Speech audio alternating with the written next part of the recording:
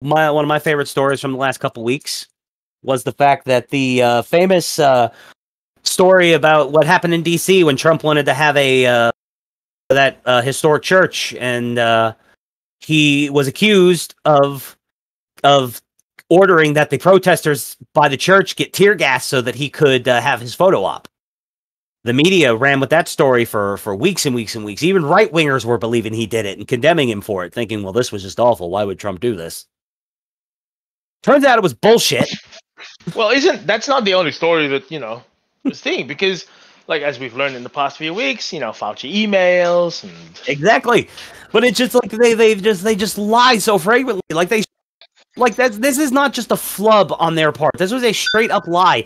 You people said that he did X, when in reality the police were going to tear gas them like 2 hours beforehand. They had already said, okay, we're going to tear gas. And then whenever Trump and his motorcade his people showed up, it's just like, okay, get him out of here. The president's here.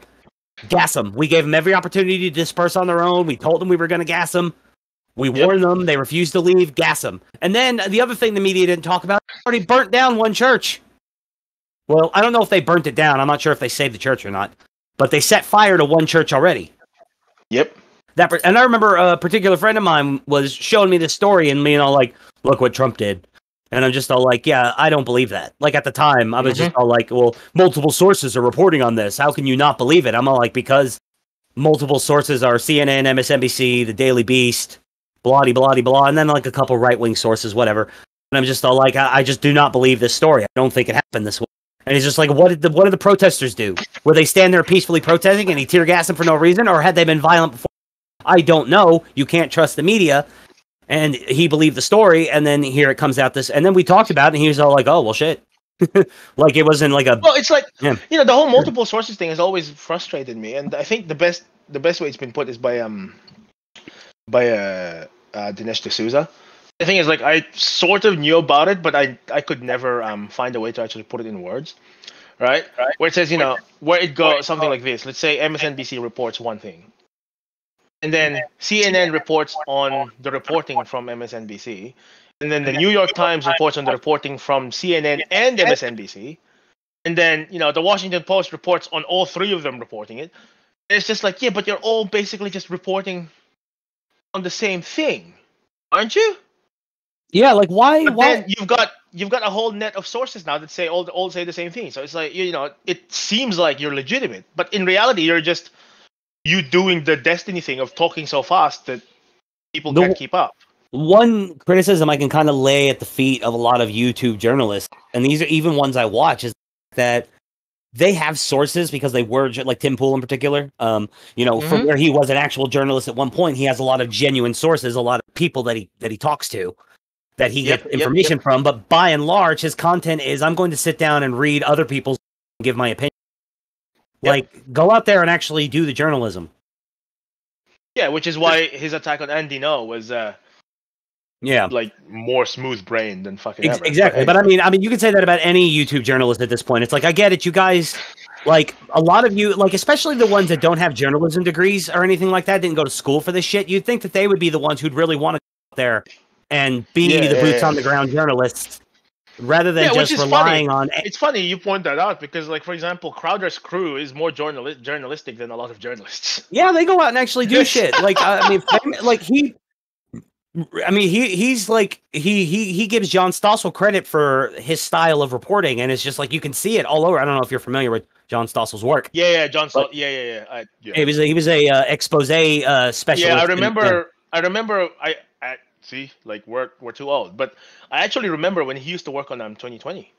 I remember. I don't remember it from the time, so let me rephrase that because I don't truly remember it because I didn't see it at the time. But growing up as a wrestling fan, I saw the highlights as a child of the reporter walking up to the pro wrestler, and as a kid, I didn't realize it was John Stossel.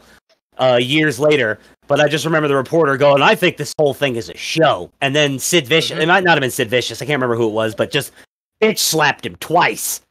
Bitch slapped him once, and then bitch slapped him again a second time so hard it knocked him down. Oh. He's just like, is that fake to you? Because at the time, pro wrestling was still quote unquote real. Yeah, it was still kind of under wraps, kind Yeah, of thing. the keyfabe was still, that's the term for it. The keyfabe was still being heavily protected. Oh, okay. Yeah, the wrestling business has its own terms. Wrestling, like I knew about as early as like 2001. I don't know why. I don't know how. I don't know why. But I heard from someone that wrestling is all produced. It's all fucking choreographed and all that shit. Like obviously, you know, they're taking hits and all that, but yeah, it's all planned. Yeah, it's a show, and you know what? I can appreciate it being a show. Yeah, well, I can appreciate that it's basically like, you know, real life soap opera. Yeah, and choreographed is kind of a strong word, because like choreographed insofar that like these guys know how to take these moves, but it's pretty rare that these matches are predetermined down to the move. It's usually they know. They know the finish. Like, how's the match going to end? Well, okay. We're gonna wrestle. You'll wrestle for to improvise up to this point. You'll go back. You'll go back. It's like you'll go back and forth for about 10 minutes, and then they'll tell the referee he's got an earpiece in. We'll tell the referee, okay, tell him to get the finish done, and then he'll be checking on one of the guys, both the guys, and he'll give them the signal it's time for the finish, and then the finish would be, then you're going to throw him into the ropes, you're going to hoist him up on your shoulders, give him the and 1, 2, 3. But then the 10 minutes, the 10 minutes up to that point, it's up to the performers, and depending upon the wrestlers, sometimes they'll work their matches out ahead of time, other times they'll go out there and they'll freestyle with each other. Fuck around. Yeah. Which seems exactly. See, that's the thing that I think kept the now that you mentioned it, like see, that's the thing that so yeah, maybe calling it choreographed is the wrong term, but there's an element of choreography to it. That's the thing that made it entertaining, is the fact that they're just like I don't know how many, but you know, half of the guys there just seem like they're just having fun fucking around. Yeah, and it's comic book fiction live and in real time. No, like it's basically like the it's the closest thing we can get to fucking Dragon Ball in real life. That's it, right? Like there was there was a wrestler called the Great Muda, and he had a technique called the Green Mist, and he would spit green mist in your face. Oh, sweet Jesus. And it was like a technique that only he taught it to certain people. Like a few other wrestlers learned how to do it, but like it's a secret technique that you could force this green mist shit out of the glands and brain in somebody's face, and it would blind them. Yeah, it was called, and like even though it was cheating, but it wasn't, because it came from inside your body. So it was a weird move. And then like at one point MTV started their own wrestling promotion. I can't remember what it was called, but a guy in there actually threw a fireball at a guy. Right. Yeah, he used like that fast burning magic paper stuff. I guess it was like a wad of it, and like he quick lit it and threw it at a guy, and it was a spot. Like he knew it was coming, but like the idea was he hit a dude with a ball, and I was just like, fuck this. Come on, guys, this is too much. You're going too far with it. But yeah, no, I don't know. That's It's basically just spitting in someone's face.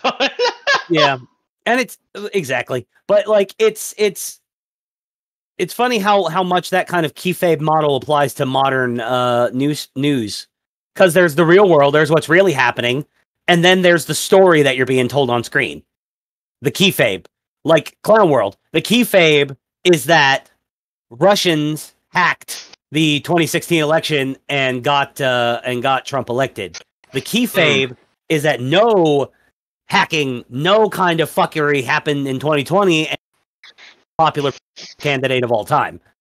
You know, the keyfabe is Antifa as an idea, not an organization. Yeah, that's true. Yeah, that's true. Yeah, and this is all fake news. And I mean, God, why don't the normies wake up? Like, and I hate using the term "wake up" because it's such a loaded conspiracy theory bullshit term. Like, it's literally where woke comes from, right? Like, it's you've awoken. Like, but I seriously wish that I'm not even talking about like lefties. I'm just saying normies, regular guys, would like, I know. Why can't they see CNN admit, hey, we totally lied about? They didn't say it like that, but CNN basically is like, we totally lied about Trump tear gassing protesters. Cops planned on doing that anyway. Trump didn't even ask them. It's not even just that. Like, it's going back to 2016. Like, you remember fucking what's his name, Fredo? You know? Yeah. where he goes like, oh well, remember, possessing these emails is illegal. So the only thing you're hearing, the only legitimate way to hear about this is from us, it's from the media, and it's like, why doesn't that ring any fucking alarm bells? It did with me. It should ring alarm bells with normal people. Like, when you get told, trust me, the first thing you should do is, why?